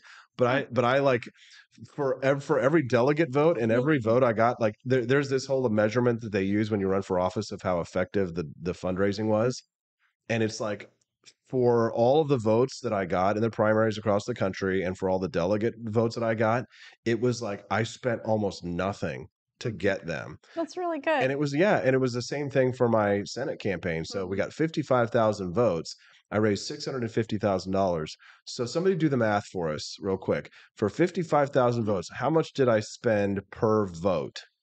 Can you do that? $600,000. So let's see, 600. Yeah, 600 grand. Do that while she's doing the math. I'm going to read Andy That'd be $12 per. Yeah, 12. Maybe 12. Yeah. 20. And 55,000 votes. For a little less than $12. Are you serious? Uh-huh. So do it again. So it's 12 times. Yeah. So 600, 1, 2, 3 divided by 55,000. Right. Oh gosh, 600. We're not 1, 2, 3. We're not the best with. We're not the best with math over here. $2.9. Really? Yeah, per 12? person. Yeah. Times. Yeah. So that's insane. Like most like politicians spend an insane amount of money on get per vote in order to, and they win, right? But I only raised 650 grand. But still, 55,000 votes in a red state for a not Christian, pro drug legalization libertarian Republican, that's a lot of votes. 55,000 votes is a lot of votes for $12 per vote. It's cool to know that 55,000 people know your name. Right. At least. Right. Because the thing is, I wasn't the top of the ballot. So, and I was like third on the ballot or something like that. And the thing is that like, you wouldn't accidentally, people always like will vote. A lot of them will just vote for the first name on the ballot. There's like some certain percentage of like, it's like 5% of votes or something that you get just for being the top name. But you had to actually find my name and write it in. You had to know who I was and write my name, in order to get that vote. So there's 55,000 people in the state of Missouri who are like, I'm voting for the guy who is non-religious, wants to legalize drugs, all these wild things, and that's a big thing in Missouri where we are very, very conservative. So I'm very proud of it, even though I didn't win. And it's definitely made who I am. And if I hadn't done it, guess what? There'd be no Austin and Stephanie. No. Yeah. So I mean, you ran for president, exactly, and that's how I found you. Yeah. I didn't win the Senate, but I won my wife. And I tell you what, I would rather have Stephanie than a Senate seat. So much happier there. What do you think? A better quality life. Yes, for sure. Joni Rankin says, Ozempic is the shot for me. Nothing to do with my obesity. Gonna drink some more sugar pills now and sit back like a fat cow. Not sure what you're talking about. Ozempic. I wonder if that's a medication. It's that weight loss drug that everybody's talking about right now. People who are on weight loss medications. Yeah, for sure. Andy Opperman says, I totally agree about the antibiotics, AP. Furthermore, I think history will show their use in agriculture to be one of mankind's greatest mistakes. Yeah, possibly. Like with animals? Yeah, possibly. Yeah, it's kind of like out of competition because there's so much demand for beef and other meats, right? That it's like they just pump them full of antibiotics in order to stave off infections. That's the whole organic argument. That's why people go organic because I thought organic was about pesticides.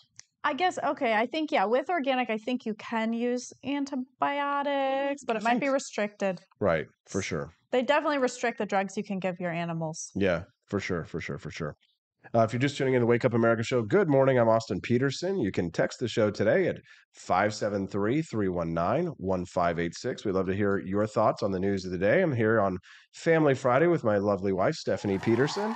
Hello. Yes. Oh, that's right. So Hotwater84 is a 39-year-old man. He says, you made all the gun laws are an infringement shirt specifically for me. Hope those are selling for you. Yeah, we did. Yeah, we did sell those. Yeah. Made that shirt. Yeah, for sure. Thanks so much, by the way, for that inspiration. One listener texted in and said, birth control being doctor is the same as certificate of need. Rent seeking. Agreed, Quest. Agreed. Certificate of, say that again. Certificate of need. That's that in order for you to be able to start a new hospital or something like that, like a health center in an area, you have to have a certificate of need, which means you have to like prove that there's a need for it.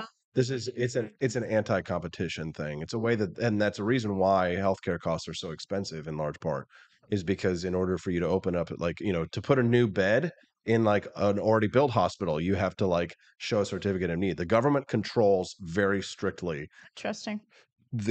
How health facilities are started and how they're expanded. So if you don't have a certificate of need, you can't do it.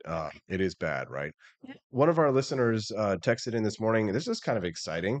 They said that Snow Goose Lodge is our lodge, by the way. I am a she, legit. By the way, I made a discount for you if you want to have a getaway with your honey.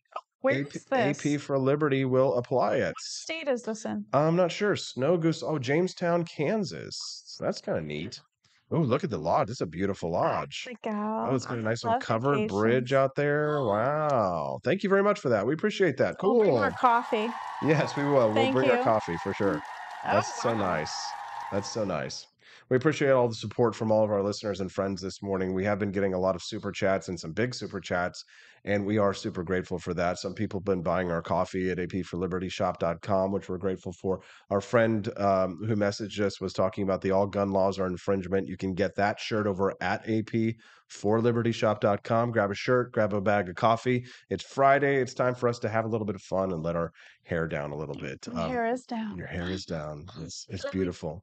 When you pull your hair back, you're bearing yourself to me. Yes. Yes. I do it now. Every time I move my hair to the side, I always think about my jugular and I'm like, it's expensive. Absolutely. Kermode Bear says, you should be proud, Austin. It's a brutal business and nearly impossible to break in if you're not with the crowd. Thank you very much. Yes, I do feel proud. Very true. It's anytime I feel any small amount of pride about it, though, there's always somebody online who's ready to tell me how much I suck, though. So don't worry. That's right. LW78 says, I wish Gary Johnson adopted some of your ideas more instead of being A2 Brotaid by Bill Weld in the end, which we all saw coming. Very true. Somebody says, Gary seemed like a genuinely nice guy, but kind of an idiot. Yeah, kind of. I voted for him before I really knew who Austin was. I did too, but I was kind of like obligated to because I had pledged that I would. So it's like once I've made a pledge, I have to follow through with it. That was a really challenging situation for me. So, anyways, we're all here kind of singing Kumbaya. Let's talk about the Cantina Crew float trip. Oh, yeah. Go ahead. It's coming in literally less than a month at this point. Yeah. So it's on August 12th at Bass River Resort in Steelville, Missouri. We're going to start floating we're going to meet at 10 a.m., start floating by 11 a.m. So I have a Facebook event group for it. We're also going to have dinners on Friday night at 6 o'clock and dinner around 6 o'clock on that Saturday night, August 12th. So Austin and I are going to be there all weekend. We're staying in the area. So I will definitely share the Facebook event link. Yeah, do that. And then we want to drop it in Rumble too. Yes. LW78 just became a monthly supporter. Whoa. You Thank all are you. being so nice to us I know, today. I know, What they did really we are. do to deserve such kindness? Well, it's because you're so cute and fun and funny.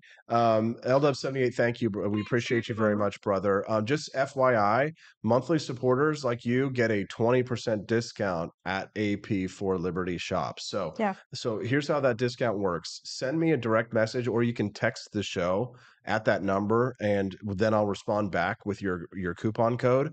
The 20% off discount applies to everything in the shop but the coffee, just because we would, if the margins on that are really, really small. So we don't make a lot of money on the coffee. But we, for all the other items on there, you now get, so like that all gun laws are an infringement shirt, you now get all that stuff, everything, 20% off. So thank you for that. Send us a text at 573-319-1586. That's 573-319-1586, and I will respond back to you with your 20% off coupon code. So for those of you who are already subscribers and you already know what it is, this is a good weekend to go shopping. So check out apforlibertyshop.com. Stephanie just dropped the link to the Float Trip event down there, so that you can join us in person. I'm excited for Be in the flesh. Jose Palacio says he bought that shirt and he loves it. Cool. What's up, Jose? Good to see you, brother. Happy to have you here. Happy to have you here. All right. So what else have we got on our show today? About teachers talking inappropriately to students. There we go. That's one topic. Cool. Quantum Kitty is the one with Snow Goose Lodge, by the way.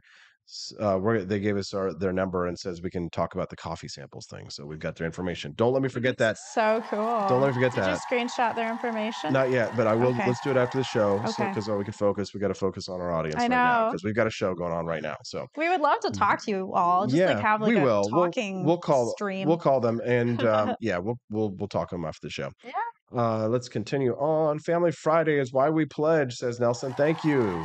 We stand. We stand, absolutely. All right. So, do we want to talk about Jonah Hill having boundaries? Oh, that's a juicy one. Yes. I like that. Yes. So you didn't get to talk about this. I talked about it on the show. Yes. His ex-girlfriend calling him out and saying that he's controlling because he wants to have boundaries. And like, long story short, when a woman comes out and says, I want boundaries in my relationship, I want to have all those kind of things. She's, yes, queen, slay. Oh, guys, oh yeah, go. Yeah, it's her way or the highway. Exactly. Usually. But when a man says, I'd like you to not be posting thirst traps on Instagram all the time, all this kind of stuff. And they're like, well, he knew when he dated her, she was a surfer and all this stuff. So that is a point. Okay, she did have a point. I was reading the transcript, and it is a little bit more detailed than just that like little text that we all saw on social media. And yes, I mean, she is a model, and she already was posting photos of herself even before he met her. Right. So that's the thing is, as a partner, we can't accept the other person to change. Right. We have to accept them as they are.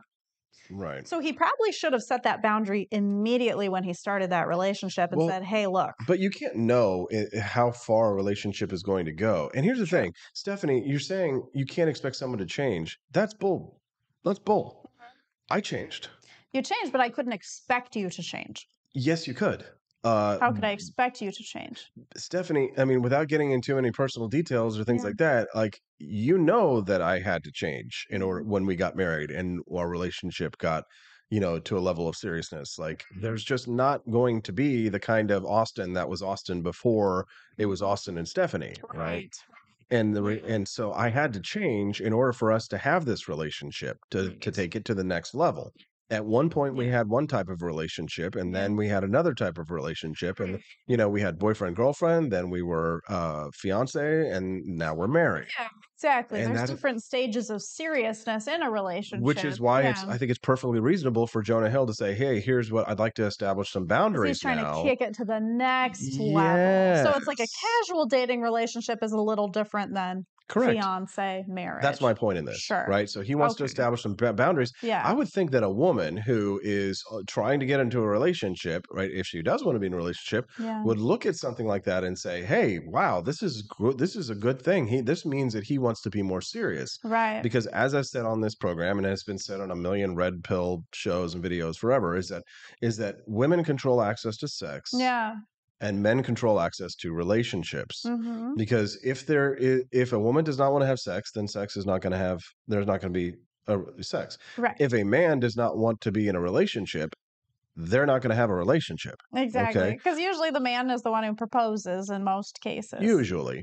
But it's Yeah. not just proposes. It's, are we going to be a serious relationship? Or are you going to be my side chick? Or are you going to be my main chick? Or are you going to be, the only girl that I'm with? Or are we going to be exclusive in a boyfriend-girlfriend relationship? So he wanted to try and establish those kinds of boundaries, have a serious relationship with her that took it to the next level. Here's the thing. And so she released those texts the week after he had his baby with another woman. Okay. Yeah. So it was very strategic, the timing. And she was, she was mad about that, right? But yeah, she was jealous. She wanted to be with him, probably. Her eggs were screaming out, that should have been us. That should have been mine. Oh, yeah. She wants a valued man in her uterus. Absolutely. Right. Absolutely. Right. But here's the thing. So this continues on. There's been more developments in this case on Jonah Hill. More people have been coming out and attacking him over, like, saying, oh, he's a jerk, he's an asshole, and all this kind of stuff. But the attempted demolition of Jonah Hill, in my mind, is because modern feminism, the ideology, the matriarchy that we live in the United States, says that a man is not allowed to place any restrictions on a woman in any way, shape, or form whatsoever, or have any expectation. We're not even allowed to have expectations. As a matter of fact, this will make you laugh, Stephanie. So I actually went a little viral yesterday for this when I retweeted this. There's this dumb 304 in Missouri by the name of Jess Piper. She's like a Democrat chick. Okay. And she gets a lot of attention. She's run for office a couple of times. And she's like big on Twitter and Democrat spaces, right? This is what she said yesterday. I'd love to hear I want to have you react to what she said. Okay. And then I will tell you what I said in response to it. All right. She says, women have a right to enjoy sex without the expectation of a pregnancy. They have a right to enjoy sex without the expectation of a pregnancy? Yes, that's what she said. But that's what sex is about getting pregnant. That's the biological reason we have sex. So, sorry. I mean, you can orgasm in different ways other than sex. Okay? Right. Right. So sure, we deserve to have pleasure, but you can have pleasure in other ways. Well, for sure. But she says women have a right to enjoy sex without the expectation of pregnancy. Well, I don't think so. Well, if you mean birth control, sure. But even at the end of the day, birth control isn't always as effective, right? You can't have it's like me saying, I have a right to eat 1 billion cheeseburgers and not blow up to 600 pounds. Right. Sure, I have a right. You have the choice to do that. Yeah. I have a right to drink sugary soda all day long and not gain weight. Sure. Okay. Your body's going to respond naturally how it's going to. Unfortunately, you can't change your body composition unless, I guess, you've got a hysterectomy. She could get a hysterectomy and then she could enjoy sex and all that. Right. Sure. Levin214 disagrees on this. She says she's a professional surfer and Jonah Hill is a hypocrite. Interesting. We'll get back to that in a second. But here's what I said about in response to Jess Piper. I said, if that were true, if women should have a right to enjoy sex without the expectation of pregnancy, if that were true, then men would have the right to enjoy sex without expectation of child support. Right, exactly. Right. Yeah, I mean, it goes both ways because both do the sex. Exactly. Yeah. This is why under a scenario where abortion is legal, I don't believe in child support. If abortion is illegal, which it is in Missouri and in in certain states, in some states it's legal, in some states it's not right now. But in states where abortion is legal, I think there should be no child support. Oh, because then that would make the women angry, and then they'd be like, I got to do something about this. If a woman has the right to go and choose to have the baby or not, then a man should have the right to choose whether or not to support the baby. If it's illegal, as it is here in Missouri, then child support should be required. Because at that time, there's no choice, right? But if a woman has a choice, then a man should have a choice too, right? Because absolutely. Right. Yeah. So there's biological realities in these things. Men can't have babies no matter what the left wants to tell us. Right. Right. But if two engage in sex, you should expect that there should be a baby. And if that baby comes to term, and then a man should be held liable for that child. Absolutely. He's the one, you smelt it, you dealt it in that sense. Right.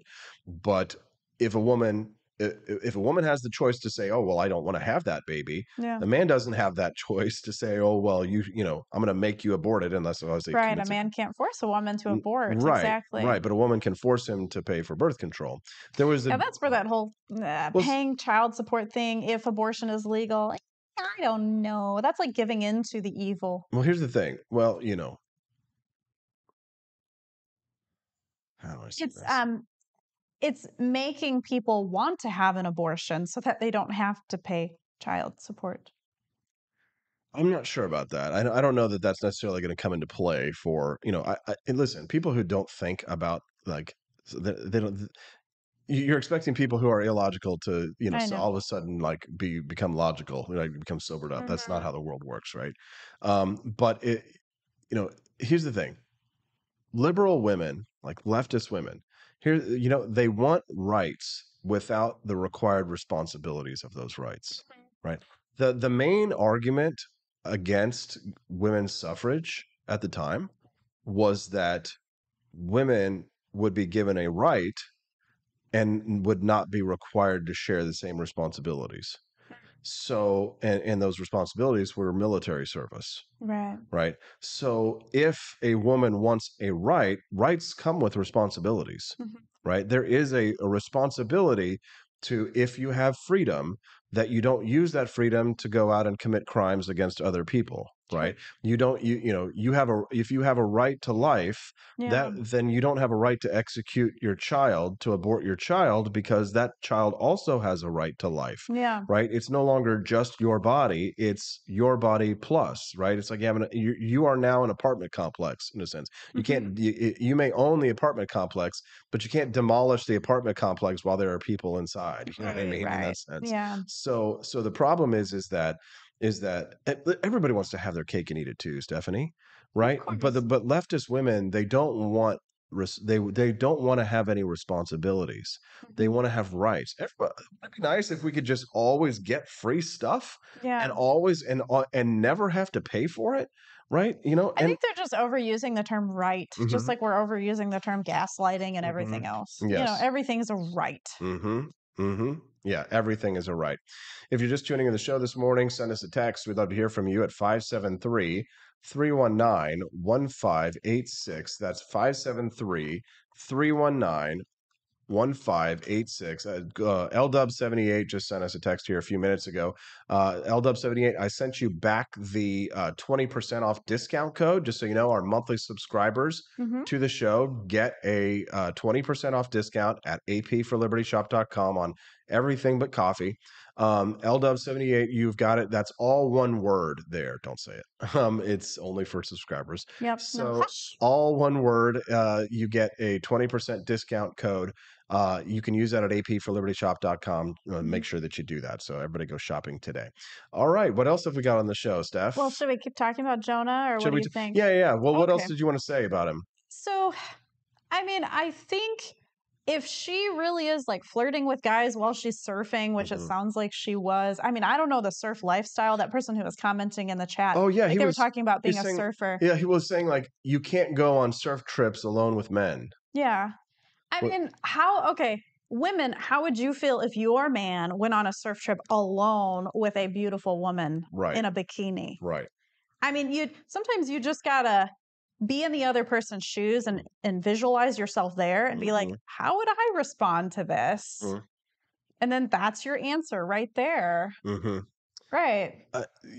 Yeah, it's see, that's the thing, is that they want to have the freedom to do whatever they want without the responsibilities. Women want to have the relationships without any of the responsibilities that come with those relationships, right? And I'm not saying that, I'm not talking about any of the women who are watching this show and all this stuff, because women I'm talking about liberal women, leftist women, right? People who are left of center and things like that, feminists and stuff like that. I'm not talking about conservative women, although there are some conservative women who I've met who are kind of the same way. who kind of bought into a progressive mindset and, gotten things like college degrees and stuff like that, which, what are you doing? I'm just kidding. Yeah, but I mean, just kidding. Jonah Hill, he is a very valued man as he is a celebrity. So he can be choosy. He can be picky. It's okay that he's not going to accept every woman that comes to him. Exactly. Yes. So we're hearing now all sorts of attacks on Jonah Hill.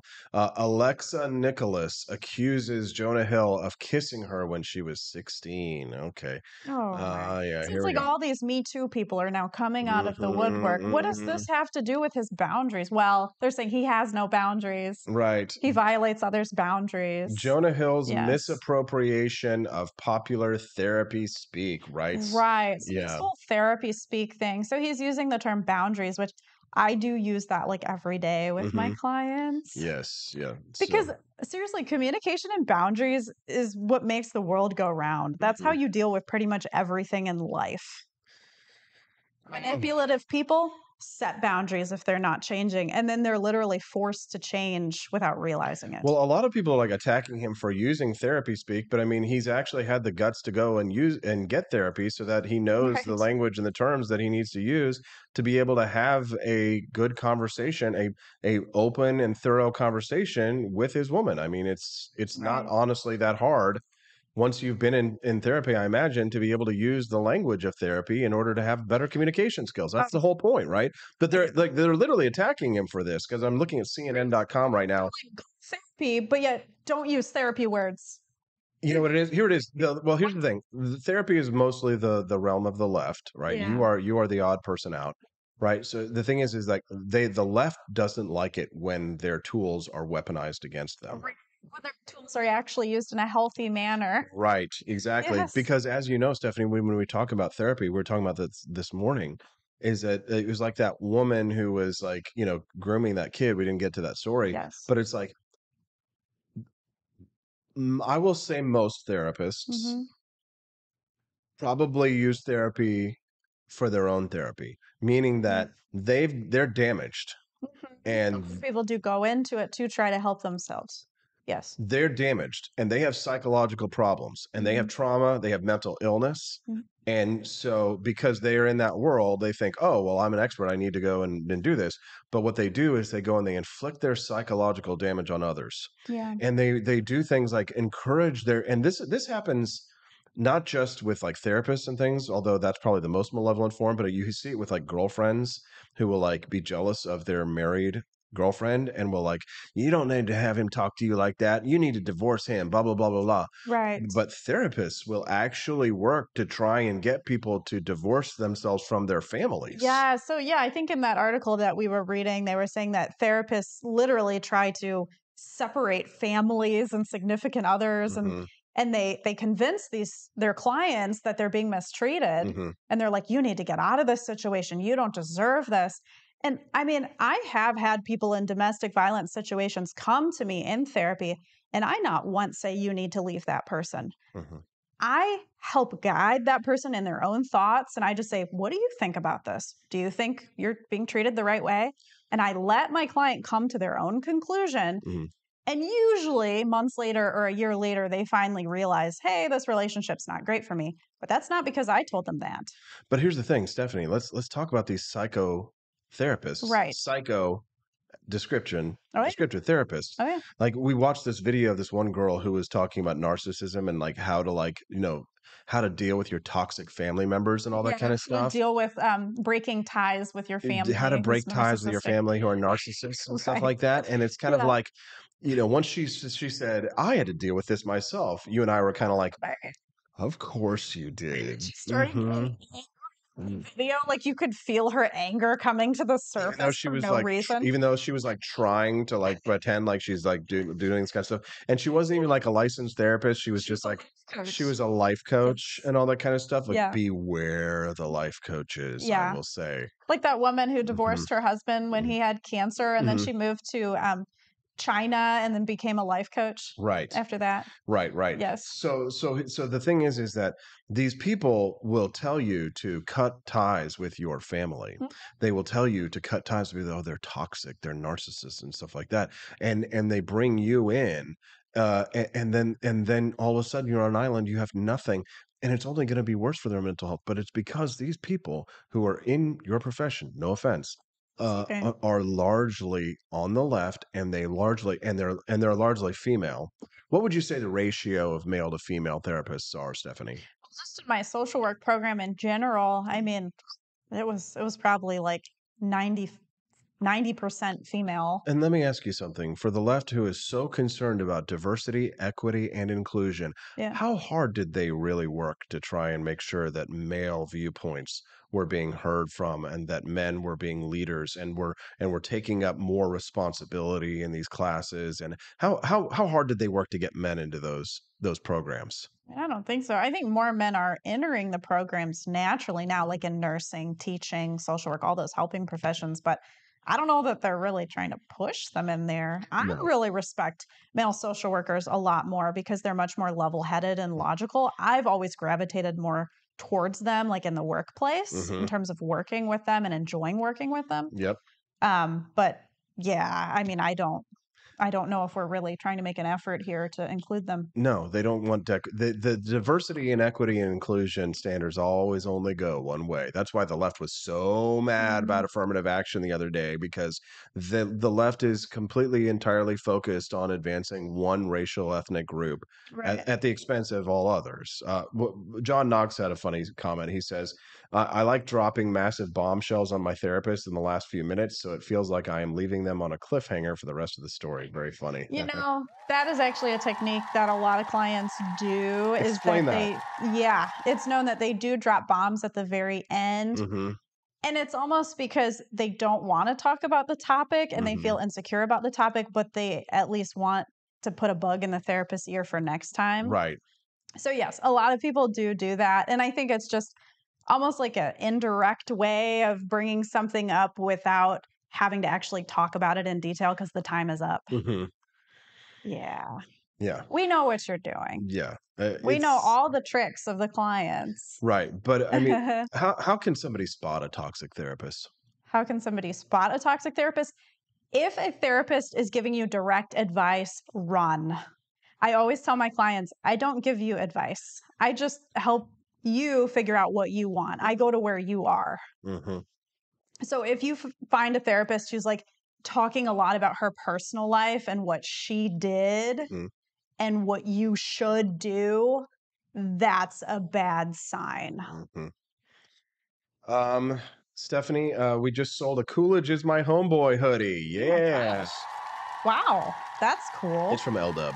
He got that 20% discount. Good job, L-Dub. Thanks, bud. You're treating us. I hope you appreciate it. I hope you appreciate it and enjoy it and have fun with it. That's great, man. That's very cool. Coolidge is my homeboy hoodie. All of our monthly subscribers get 20% off on everything but coffee. And before we go, oh my gosh, it's time. Oh. We want to remind you, check out our awesome new line of coffee products. Stephanie and I were so excited about the launch this week. We've sold almost $1,000 worth of coffee so far. We're super excited. It's really good in the first week. I mean, I can't even tell you how long it took me to get my first Etsy sale back in the day. Check out ap4libertyshop.com. Get yourself some awesome founding flavors. We've got light, medium, and dark roasts available for you right now. Check it out. Get yourself a bag. Try it. If you like it, consider a switch. Then you can do monthly purchases that will save you money, subscription packages, give them as gifts for friends. Try one out. If you like it, consider switching to us. No more woke coffee. It's time to switch to a very patriotic blend. Austin and Stephanie, we got to run. Have a great weekend. Anything else you want to say, Steph, before we run? As always, be free. Be free. Thank you very much for tuning in to Wake Up America show. Glad to have you here. Before you leave, click that like button and subscribe to the channel so you can get updates when we go live, which is every Monday through Friday from 7 a.m. to 9 a.m. Central Time. Have a great weekend. Some of you we're going to be seeing here very soon on the Cantina Crew float trip. August 12th. Reach out if you need any more details on that one. Documentaries coming up. The Battle of Athens will be in Tennessee here in a couple of weeks, which means I'll have a couple of days off. I'm going to try and talk Camellia or my brother into guest hosting. Justin doesn't. Camellia says maybe, but I don't know if she's going to be able to pull it off. We'll see. I'm going to try and talk Camellia or Justin into guest hosting the show while I'm gone. So maybe if you can talk to them, put a little pressure on them.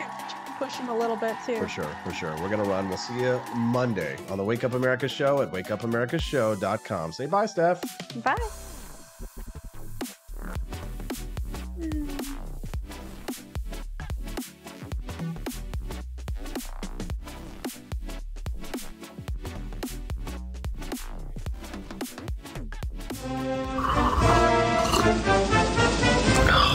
Tired of spending your hard-earned money on woke corporations that don't share your pro-freedom values? Fed up with sipping liberal lattes and progressive cappuccinos? Introducing Founding Flavors from AP for Liberty Shop. Get your day started with Washington's Revolutionary Roast. As robust and principled as the man himself, this blend is the shot of energy heard round the world.